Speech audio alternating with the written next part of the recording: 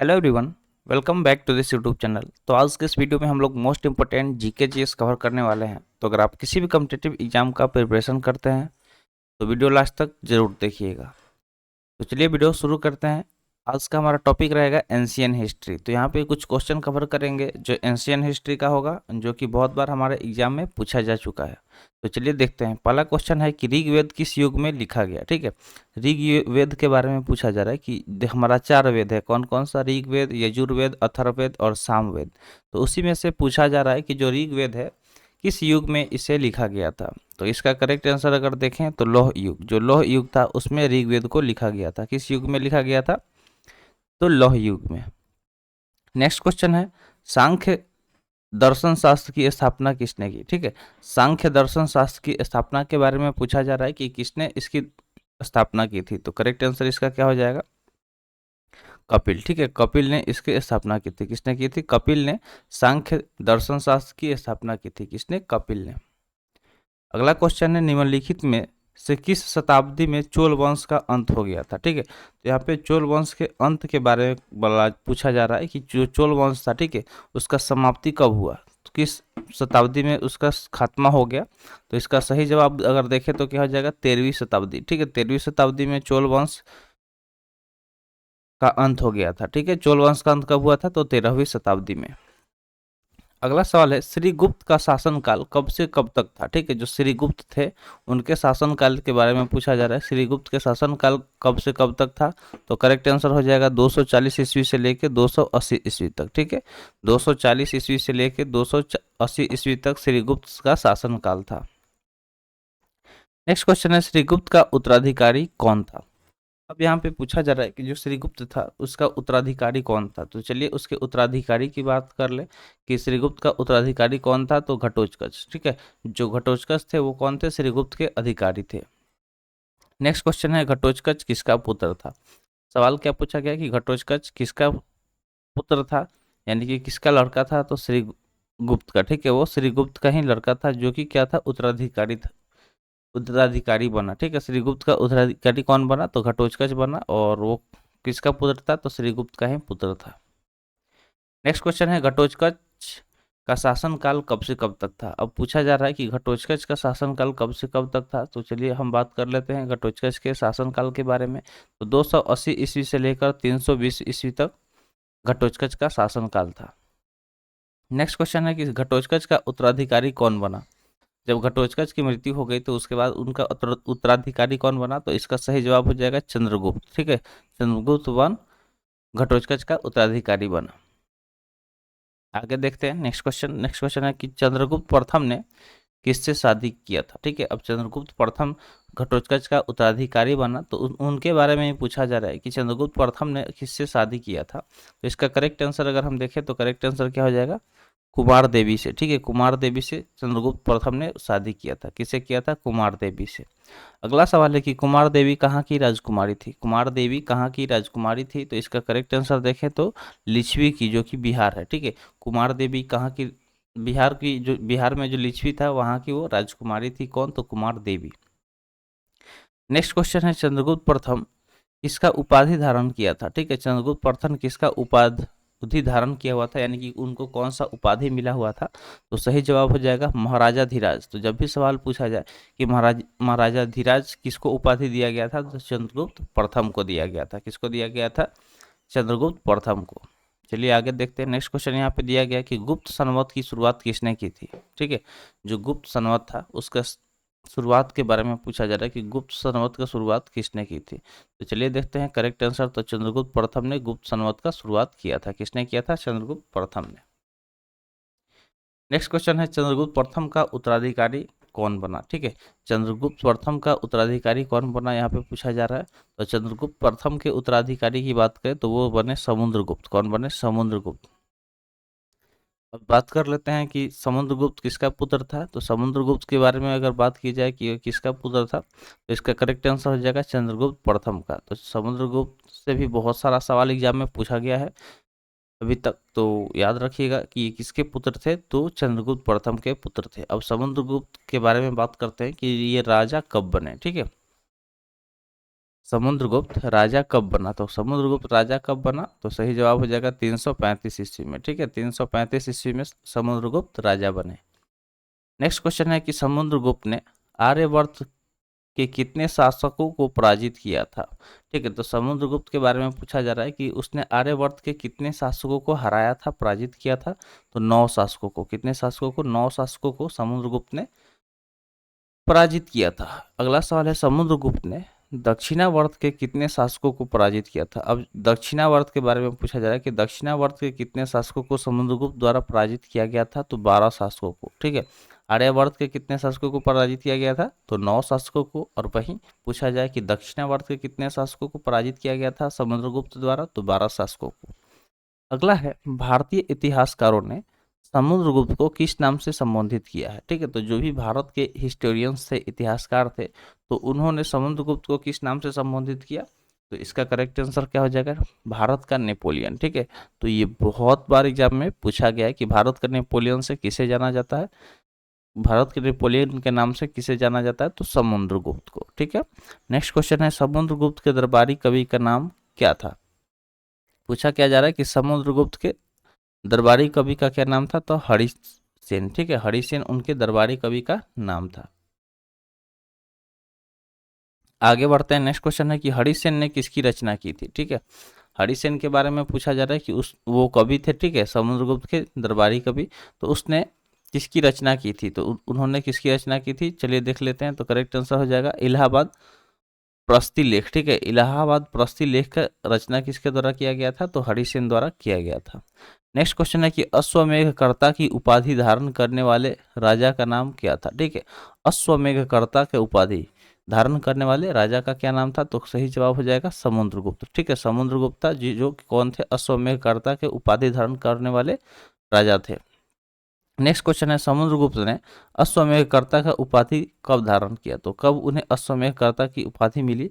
तो correct answer क्या हो जाएगा? 360 ईस्वी में। कब मिला? तो 360 ईस्वी में समुद्रगुप्त को अश्वमेधकर्ता की उपाधि मिली थी। चलिए आगे बढ़ते हैं। नेक्स्ट क्वेश्चन यहाँ पे दिया गया है 23 नंबर क्वेश्चन क्या कह रहा है कि महाराजा धीराज और विक्रमांक की उपाधि धारण करने वाले शासक कौन थे? ठीक है, महाराजा धीराज और विक्रमांक की उपाधि धारण करने वाले शासक का नाम पूछा गया है। तो इसका सही जवाब क्या हो जाएगा? समुद्रगुप्त। ठीक है, जो समुद्रगुप्त थे वो महाराजा धीराज और विक्रमांक का उपाधि धारण किए हुए थे। नेक्स्ट क्वेश्चन है कि किस शासक को कविराज के नाम से जाना जाता है? तो कविराज के नाम से भी किनको जाना जाता है? तो समुद्रगुप्त को ही जाना जाता है। तो समुद्रगुप्त को बहुत सारे नाम से जाना जाता है। एक तो इनको उपाधि मिला महाराजा धीराज का, विक्रमांक का, उसके बाद भारतीय जो हिस्टोरियंस थे, इतिहासकार, उन्होंने उनको भारत का नेपोलियन कहा। उसके बाद से कविराज के नाम से भी इन्हें जाना जाता है। अगला सवाल दिया गया कि समुद्रगुप्त किस भगवान का भक्त था? तो जो समुद्रगुप्त थे वो किस भगवान के भक्त थे? चलिए जानते हैं। तो करेक्ट आंसर क्या हो जाएगा? विष्णु। ठीक है, विष्णु भगवान के ये भक्त थे। तो चलिए देखते हैं अगला सवाल। अगला सवाल है समुद्रगुप्त किस धर्म का उपासक था? यानी कि उस कौन से रिलीजन, कौन से धर्म का फॉलो करते थे? तो सही जवाब हो जाएगा हिंदू धर्म। ठीक है, वो हिंदू धर्म के उपासक थे, इसलिए वो विष्णु जी के भक्त थे। ठीक है, यानी कि वो भगवान विष्णु के भक्त भी थे। अगला सवाल दिया गया कि समुद्रगुप्त के मृत्यु के बाद में मगध के सिंहासन पर कौन बैठा? तो जब समुद्रगुप्त का मृत्यु हो गया उसके बाद उनके माने मगध के सिंहासन पे कौन बैठा? तो करेक्ट आंसर क्या हो जाएगा? रामगुप्त। कौन बैठे? तो रामगुप्त बैठे। ठीक है, तो याद रखिएगा कि रामगुप्त किसके पुत्र थे? तो अगला सवाल यहाँ पे यही पूछा गया है कि जो रामगुप्त थे वो किसका पुत्र था? तो वो समुद्रगुप्त के पुत्र थे। तो सब यहाँ पे वही चल रहा है, बाप बेटा वाला कहानी चल रहा है। ठीक है, यानी कि जो पिता था और उसका अगर उसके बाद उसका उत्तराधिकारी कौन बन रहा है? तो उसका बेटा बन रहा है। तो रामगुप्त समुद्रगुप्त का बेटा था। अगला सवाल पूछा गया कि गुप्त वंश का सबसे कमजोर शासक कौन हुआ? तो पूरे गुप्त वंश में सबसे कमजोर शासन की बात की जाए तो कौन हुआ? तो करेक्ट आंसर हो जाएगा रामगुप्त। ठीक है, रामगुप्त जो था वो पूरे गुप्त वंश का सबसे कमजोर शासक था। अब पूछा गया है कि रामगुप्त की हत्या किसने किया? ठीक है, रामगुप्त का हत्या किसने किया? तो चलिए जानते हैं कि रामगुप्त का आखिर हत्या किया किसने। तो करेक्ट आंसर हो जाएगा चंद्रगुप्त द्वितीय ने। ठीक है, चंद्रगुप्त द्वितीय ने रामगुप्त की हत्या किया। किसने किया? तो चंद्रगुप्त द्वितीय ने। नेक्स्ट क्वेश्चन दिया गया कि चंद्रगुप्त द्वितीय कौन था। ठीक है, चंद्रगुप्त द्वितीय कौन था जिसने रामगुप्त का हत्या किया था। तो आइए इसके बारे में बात कर लेते हैं। तो ये रामगुप्त का छोटा भाई था। ठीक है, चंद्रगुप्त द्वितीय जो कि रामगुप्त का छोटा भाई था, उसने क्या किया, रामगुप्त का हत्या कर दिया। नेक्स्ट क्वेश्चन है कि रामगुप्त के मृत्यु के बाद मगध की गद्दी पर कौन बैठा। तो जैसे ही रामगुप्त की मृत्यु हुई तो उसके बाद मगध के गद्दी पर कौन बैठा, तो चंद्रगुप्त द्वितीय बैठा। कौन बैठा, चंद्रगुप्त द्वितीय बैठा। ठीक है, उसने ही हत्या किया था, गद्दी के लिए ही किया था। नेक्स्ट क्वेश्चन है चंद्रगुप्त द्वितीय मगध का गद्दी पर कब बैठा। तो जो चंद्रगुप्त द्वितीय था वो मगध की गद्दी पर आखिर बैठा कब, तो 380 ईस्वी में। कब बैठा, 380 ईस्वी में। नेक्स्ट क्वेश्चन पूछा गया कि विक्रमादित्य के नाम से किस शासक को जाना जाता है। ठीक है, विक्रमादित्य के नाम से अगर बात की जाए किस शासक को जाना जाता है, तो करेक्ट आंसर क्या हो जाएगा, चंद्रगुप्त द्वितीय। ठीक है, चंद्रगुप्त द्वितीय को विक्रमादित्य के नाम से जाना जाता है। नेक्स्ट क्वेश्चन है चंद्रगुप्त के दरबार का महान कवि का नाम क्या था। तो अब चंद्रगुप्त के दरबार का महान कवि के बारे में पूछा जा रहा है कि महान कवि का नाम क्या था। तो महाकवि कालिदास। ठीक है, जो महाकवि कालिदास थे वो चंद्रगुप्त के दरबार के महान कवि थे। नेक्स्ट क्वेश्चन है चंद्रगुप्त द्वितीय ने अपना पहला राजधानी कहाँ बनाया। तो चंद्रगुप्त द्वितीय के बारे में पूछा जा रहा है कि उसने अपना पहला राजधानी कहाँ बनाया, तो पाटलिपुत्रा। ठीक है, जिसे अब हम लोग पटना के नाम से जानते हैं। नेक्स्ट क्वेश्चन है चंद्रगुप्त द्वितीय ने अपना दूसरा राजधानी कहाँ बनाया। तो दूसरा राजधानी उन्होंने कहाँ पे बनाया था, तो उज्जैनी में बनाया था। कहाँ बनाया था, उज्जैनी में। पहला पाटलिपुत्र में और दूसरा उज्जैनी में। नेक्स्ट क्वेश्चन पूछा गया है, क्वेश्चन क्या है कि चंद्रगुप्त द्वितीय की महारानी का नाम क्या था। तो जो चंद्रगुप्त द्वितीय थे उनके महारानी का नाम पूछा गया है कि उनके महारानी का नाम क्या था। चलिए जानते हैं कि उनके महारानी का नाम क्या था। तो ध्रुव स्वामिनी। ठीक है, ध्रुव स्वामिनी उनके महारानी का नाम था। किसके, तो चंद्रगुप्त द्वितीय की महारानी का नाम। नेक्स्ट क्वेश्चन है चंद्रगुप्त द्वितीय का उत्तराधिकारी कौन बना। अब सवाल बहुत यहाँ पे इंपॉर्टेंट होने जा रहा है, तो सारे मार्क करते चलिएगा। क्वेश्चन क्या है कि चंद्रगुप्त द्वितीय का उत्तराधिकारी कौन बना। तो कुमारगुप्त प्रथम। ठीक है, जो कुमारगुप्त प्रथम था वो कौन बना, तो चंद्रगुप्त द्वितीय का उत्तराधिकारी बना। अगला सवाल है कुमारगुप्त प्रथम का दूसरा नाम क्या था। जो कुमारगुप्त प्रथम थे उनका एक और भी नाम था, उसी नाम के बारे में पूछा जा रहा है। तो करेक्ट आंसर हो जाएगा महेंद्रादित्य। ठीक है, महेंद्रादित्य उनका दूसरा नाम था। ठीक है, क्या नाम था, महेंद्रादित्य। नेक्स्ट क्वेश्चन है नालंदा विश्वविद्यालय की स्थापना किसने की थी। सवाल क्या है कि नालंदा विश्वविद्यालय की स्थापना किसने की थी। करेक्ट आंसर क्या हो जाएगा, कुमारगुप्त ने। कुमारगुप्त ने नालंदा विश्वविद्यालय को बनवाया था। तो नालंदा विश्वविद्यालय बिहार में है, जो कि अब खंडर हो चुका है। ठीक है, तो वहाँ पे अभी भी लोग जाते हैं घूमने। अगर कभी आप राजगीर जाते हैं तो उसी रास्ते में पड़ता है नालंदा विश्वविद्यालय, जाके वहाँ पे देख सकते हैं। तो बस ये सवाल बहुत इंपॉर्टेंट है कि किसने बनवाया था आखिर नालंदा विश्वविद्यालय को। तो कुमारगुप्त ने बनवाया था। नेक्स्ट क्वेश्चन है कि कुमारगुप्त का शासन किस लिए प्रसिद्ध था। ठीक है, जो कुमारगुप्त था उनका शासन बहुत प्रसिद्ध हुआ, तो किस लिए हुआ, तो शांति और समृद्धि को लेकर। ठीक है, शांति और समृद्धि को लेकर कुमारगुप्त का शासन काफी ज्यादा प्रसिद्ध हुआ। अगला सवाल पूछा गया कि कुमारगुप्त का उत्तराधिकारी कौन बना। अब कुमारगुप्त का उत्तराधिकारी के बारे में पूछा जा रहा है कि कौन बना, तो स्कंदगुप्त बना। ठीक है, कुमारगुप्त का उत्तराधिकारी कौन बना, तो स्कंदगुप्त कुमारगुप्त का उत्तराधिकारी बना। पूछा गया है कि स्कंदगुप्त का शासनकाल कब से कब तक रहा। ठीक है, स्कंदगुप्त के अब शासनकाल के बारे में पूछा जा रहा है कि कब से कब रहा उनका शासनकाल। तो चलिए जान लेते हैं कि उनका शासनकाल कब से कब रहा। तो करेक्ट आंसर हो जाएगा 455 ईस्वी से लेकर 467 ईस्वी तक उनका शासनकाल रहा।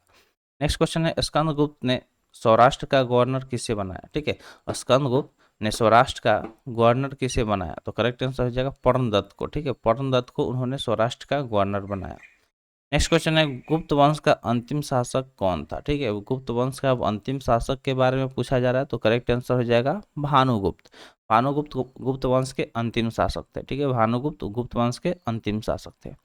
नेक्स्ट क्वेश्चन है कि गुप्त काल में ग्राम प्रशासन कैसी इकाई थी। ठीक है, जो गुप्त काल था उस टाइम ग्राम प्रशासन जो थी वो कैसी इकाई थी। गुप्त काल में ग्राम प्रशासन कैसे इकाई थी, तो ये सबसे छोटी इकाई थी। ठीक है, ये सबसे छोटी इकाई थी। नेक्स्ट क्वेश्चन है गुप्त काल में ग्राम सभा के मुखिया को क्या कहा जाता था। जो गुप्त काल था उस टाइम ग्राम सभा का जो मुखिया हुआ करता था उसको ग्रामिक के नाम से जाना जाता था। किसके नाम से जाना जाता था, ग्रामिक। ग्राम सभा के अन्य सदस्य को क्या कहा जाता था। गुप्त काल के समय ही पूछा जा रहा है कि ग्राम सभा में और भी सदस्य हुआ करते थे तो उनको क्या कहा जाता था, तो महतर कहा जाता था। क्या कहा जाता था, महतर।